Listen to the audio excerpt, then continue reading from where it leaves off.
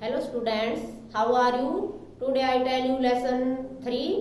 तो आज हमारा लेसन 3 है ग्रामीण क्षेत्र पर शासन चलाना। कि अंग्रेज जो थे वो ग्रामीण क्षेत्र पर अपना शासन किस प्रकार से चलाए, उन्होंने उस पर किस प्रकार से काबू किया। तो हमारी पहली जो बात है वो है कंपनी दीवान बन गई।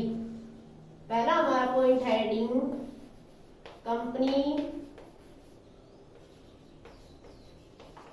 दीवान बन गई। दूसरा हमारा है कंपनी की आमदनी।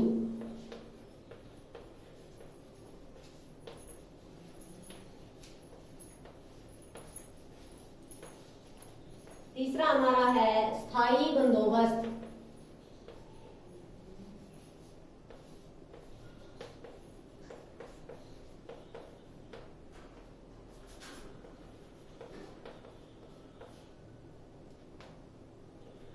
और चौथा है महाद्वारी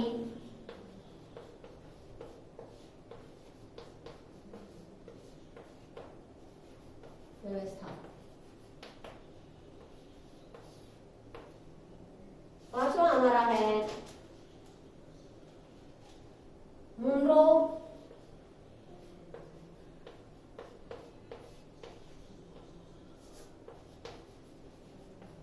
व्यवस्था।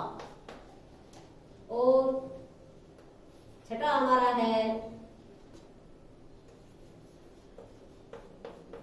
यूरोप के लिए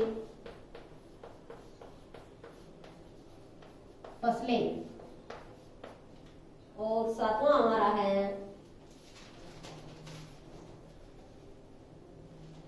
भारतीय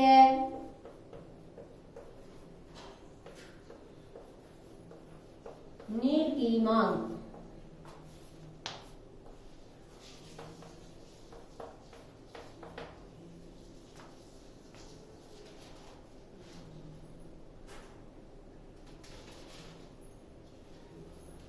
तो अब हम आज 7 हमारे पॉइंट हैं, इन पर चर्चा करेंगे।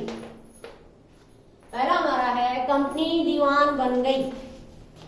तो किस तरह से कंपनी को बंगाल की दीवानी प्राप्त हुई, ये हम पीछे पढ़ चुके हैं कि कंपनी ने बंगाल के नवाबों को हराकर और वहां की दीवानी प्राप्त कर ली।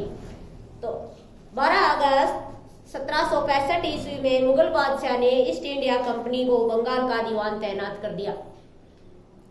बंगाल की दीवानी हाथ आ जाना अंग्रेजों के लिए वाकई में एक बड़ी घटना थी।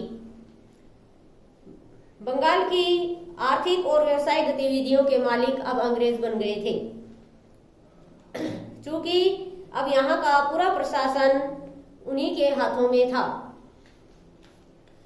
कंपनी ने गांव देहातों को अपने, अब हमारे कुछ क्वेश्चन बन रहे हैं इसमें कि कंपनी ने गांव देहातों को अपने कब्जे में कैसे किया, कंपनी के उनकी कमाई के तौर तरीके क्या थे, लोगों को कंपनी ने किस तरह के अधिकार दिए और किसानों से अपनी मनमर्जी की फसलें किस प्रकार करवाई और अंग्रेजों ने बंगाल पर पकड़ किस प्रकार से मजबूत की। अब ये हम देखेंगे। तो कंपनी की आमदनी क्या थी? कंपनी ने किसानों और व्यापारियों पर भारी भरकम लगान लगा दिए,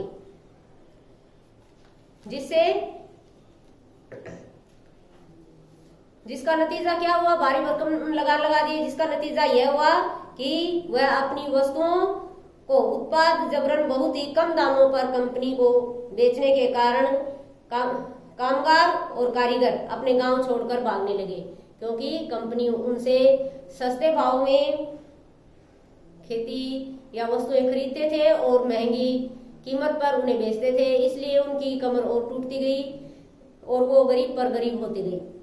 धीरे धीरे वो इतने लाचार हो गए कि वो गांव छोड़कर भागने लगे।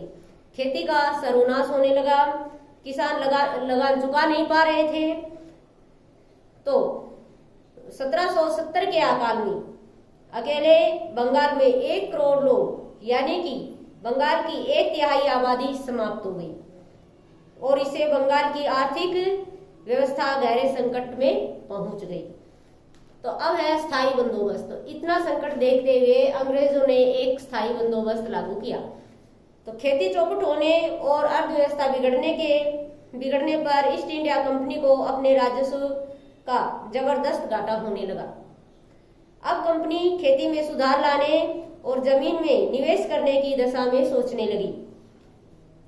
गवर्नर जनरल लॉर्ड कॉर्नवालिस के दौर में आखिरकार कंपनी ने 1793 ईस्वी में स्थायी बंदोबस्त लागू किया। इस बंदोबस्त की शर्तों के हिसाब से राजाओं और तालुकदारों को जमींदारों के रूप में मान्यता दी गई। उन्हें किसानों से लगान वसूलने और कंपनी को राजस्व चुकाने का जिम्मा सौंपा गया। उनकी ओर से चुकाई जाने वाली राशि स्थायी रूप से तय कर दी गई। इसका मतलब था कि भविष्य में कभी भी इसमें इजाफा नहीं किया जा सकता। अंग्रेजों को लगता था कि इससे उन्हें नियमित रूप से राजस्व मिलता रहेगा, क्योंकि राज्य की ओर से राजस्व की मांग बढ़ने वाली नहीं थी, इसलिए जमींदार बढ़ते उत्पादन से फायदे में रहेंगे। अब लेकिन इसमें कुछ समस्याएं थी। स्थायी बंदोबस्त तो उन्होंने लागू कर दिया, लॉर्ड कॉर्नवालिस ने। कब लागू किया था? 1793 ईस्वी में। लेकिन अब इसमें भी कुछ समस्याएं थी। मगर स्थायी बंदोबस्त के बाद भी जमींदार जमीन में सुधार के लिए खर्चा नहीं कर पा रहे थे। उनकी वजह यह थी कि कंपनी जो राजस्व तय किया था वह इतना ज्यादा था कि उनको चुकाने में जमींदारों को भारी परेशानी हो रही थी। उसका नतीजा यह हुआ कि राजस्व वसूल करने के लिए जमींदारों के करिंदे और सोहदे किसानों पर क्रूरता से जुल्म ढाने लगे। इन सभी कारणों के चलते किसानों की हालत बद से बदतर होती चली गई। कई बार किसान जमींदारों को लगान नहीं चुका पाते थे। ऐसी स्थिति में उन्हें जमींदारों को जमीन से बेदखल कर दिया जाता था। 19वीं सदी के तहत हालात बदल चुके थे। कीमतें बढ़ने लगी, धीरे धीरे खेती का विस्तार होने लगे। लेकिन कंपनी को कोई फायदा नहीं हुआ। क्यों? क्योंकि कंपनी तो हमेशा के लिए राजस्व तय कर चुकी थी। अब वह राजस्व में वृद्धि नहीं कर सकती थी। लेकिन जमींदारों को अभी भी जमीन की बेहतरी में कोई दिलचस्पी नहीं थी। इसमें से कुछ तो बंदोबस्त के शुरुआती सालों में ही अपनी जमीन गंवा चुके थे। जो बच गए थे उन्हें भी बिना परेशानी और निवेश का खतरा उठाए आमदनी की उम्मीद दिखाई दे रही थी। तो जब तक जमींदार किसानों को जमीन देकर उसमें लगान वसूल करते थे, उन्हें जमीन में सुधार की परवाह नहीं थी। दूसरी तरफ गांवों और किसानों को यह व्यवस्था बहुत दमनकारी दिखाई दी। किसानों को जो लगान चुकाना था वह बहुत ज्यादा था और जमीन पर उनका अधिकार सुरक्षित नहीं था।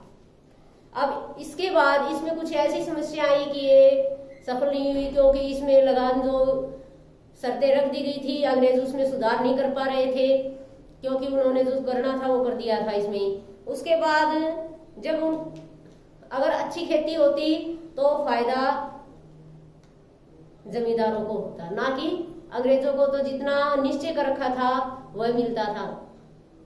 लेकिन इसमें कोई वो नहीं हुआ। तो इसके बाद एक नई व्यवस्था शुरू की गई, उसका नाम था महालवारी व्यवस्था, यानी कि महालवारी। ये था स्थायी बंदोबस्त। स्थायी बंदोबस्त किसने किया था? कॉर्नवालिस ने। कब किया था? सन 1793 ईस्वी में। सन 1793 ईस्वी में। अब है मालवारी व्यवस्था। मालवारी व्यवस्था होल्ट मैकेंजी ने लागू की थी और यह 1822 ईस्वी में की थी।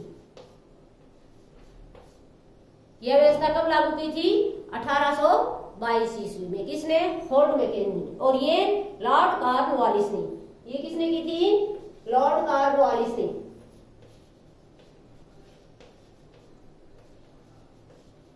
और ये होल्ट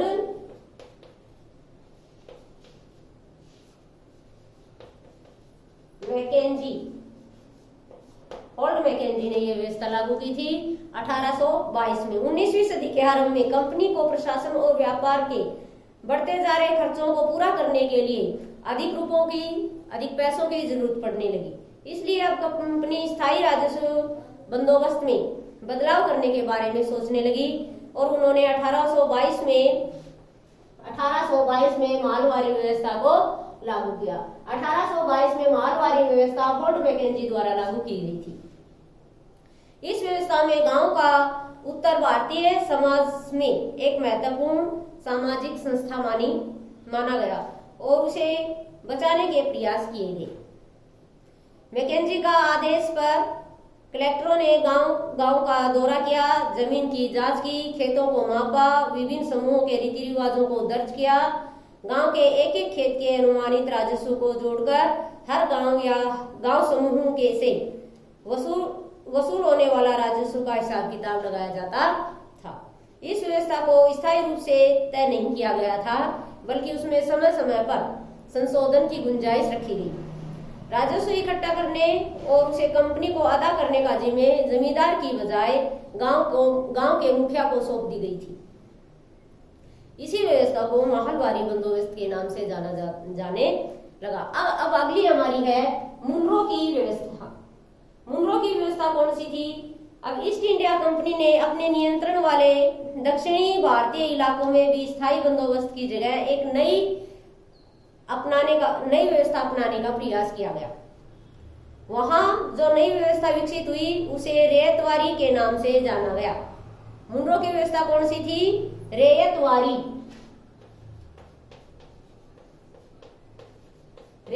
व्यवस्था मुनरो ने चलाई थी। टॉमस मुनरो ने इस व्यवस्था को विकसित किया और धीरे धीरे पूरे दक्षिणी भारत में यह व्यवस्था लागू कर दी गई थी। मुनरो का मानना था कि अंग्रेजों को पिता की भांति किसानों की रक्षा करनी चाहिए। यूरोप के लिए कुछ फसलें, अब ये देखो यूरोप के लिए कुछ फसलें उगाई गई।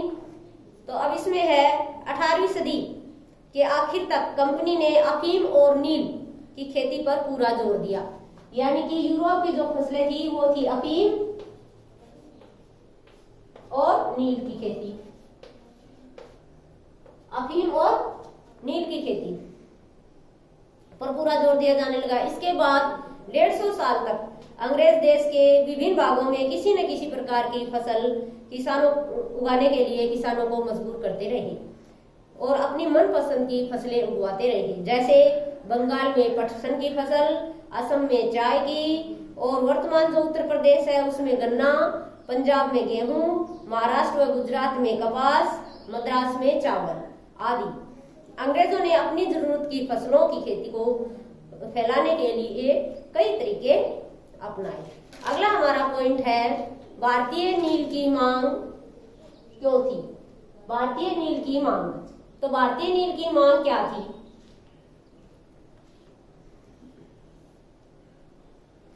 तो 13वीं सदी तक यूरोप के प्रमुख कपड़ा उत्पादक देशों जैसे फ्रांस, इटली, ब्रिटेन में कपड़े की रंगाई के लिए भारत से आयातित नील का इस्तेमाल होता था। लेकिन उस समय यूरोपीय बाजारों में भारतीय नील काफी मात्रा में ऊंचे दामों पर उपलब्ध हुआ करती थी।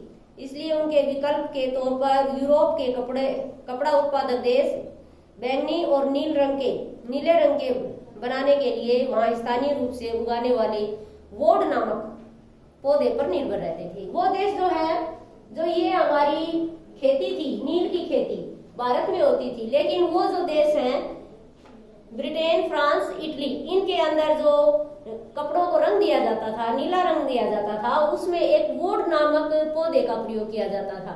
लेकिन वो वोड नामक पौधा हमारी नील से काफी कम था, यानी कि हमारा नील ज्यादा अच्छा था।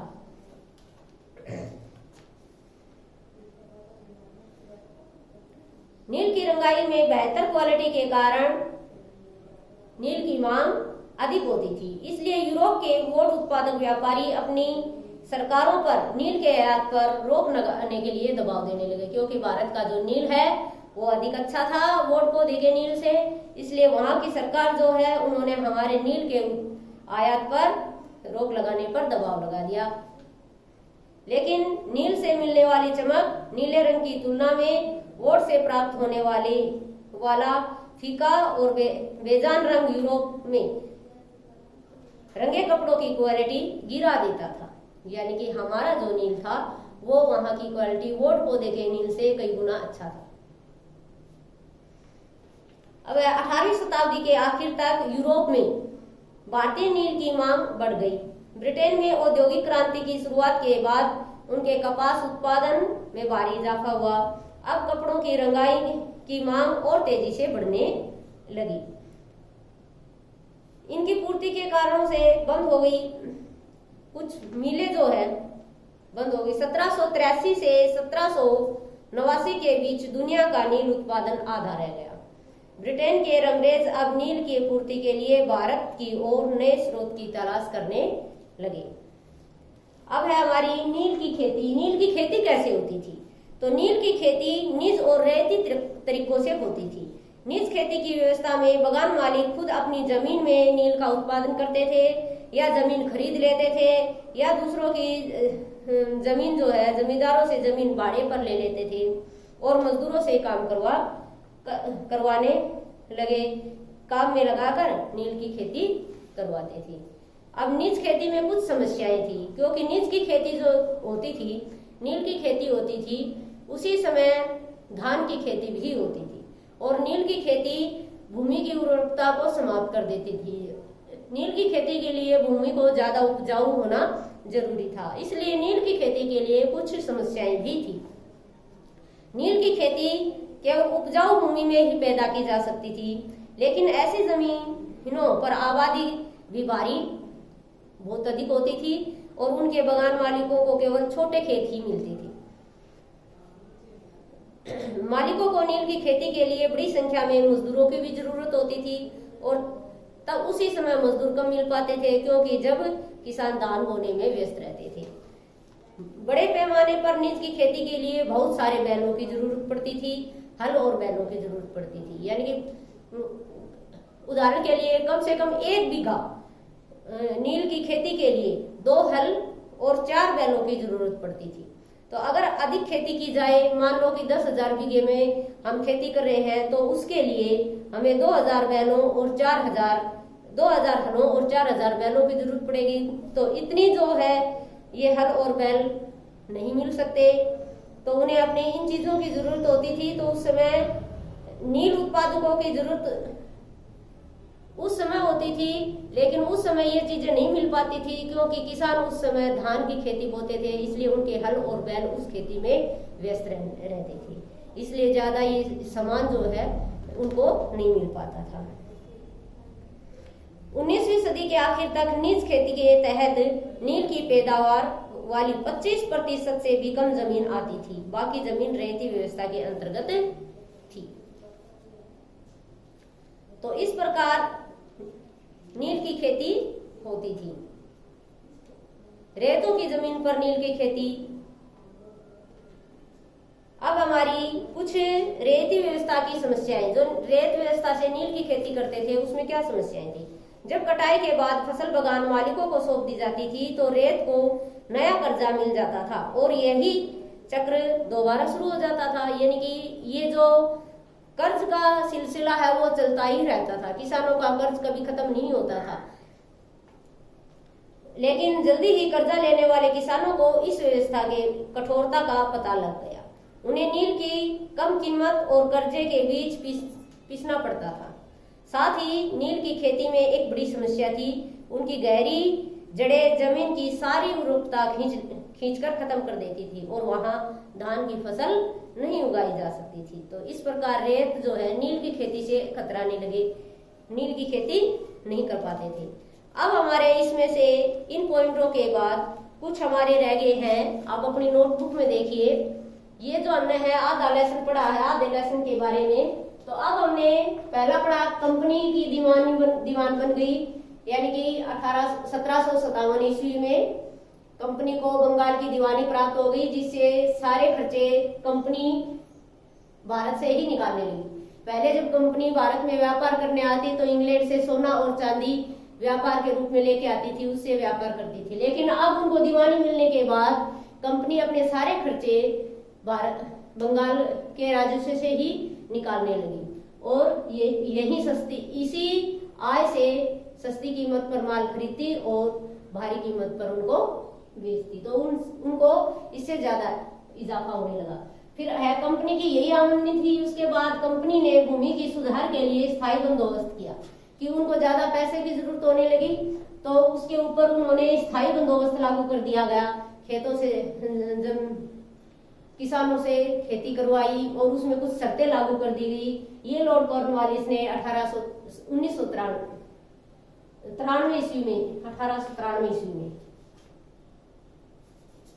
1793 ईस्वी में किया।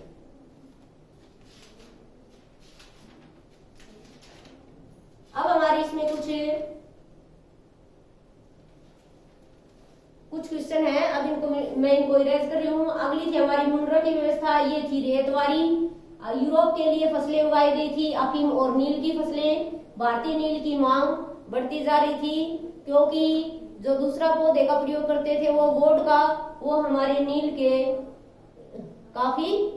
के सारे काफी कम था, उसकी चमक कम थी, इसलिए भारी मांग नील की थी।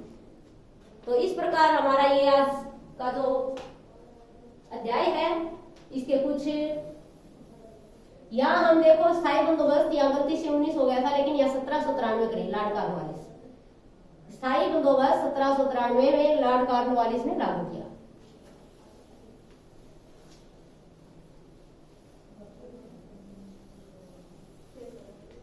अब हमारे कुछ इसमें मैचिक दे रखे हैं, वो है देखो रेत,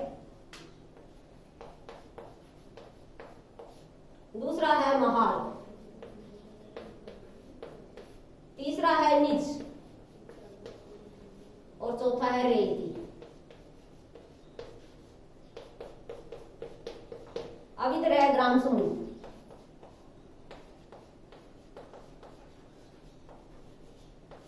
दूसरा हमारा है किसान, तीसरा हमारा है रेतों की जमीन पर खेती,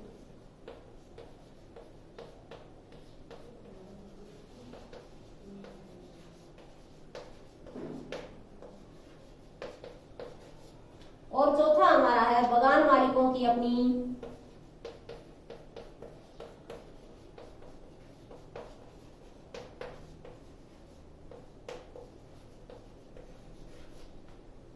जमीन पर खेती।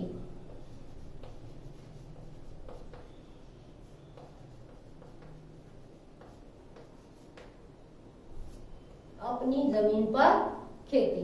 अब ये है मैचिड, देखो महाल क्या है, महाल एक ग्राम समूह है, तो इसको हम इससे मैच करेंगे। अब रेत क्या है, रेत किसान है।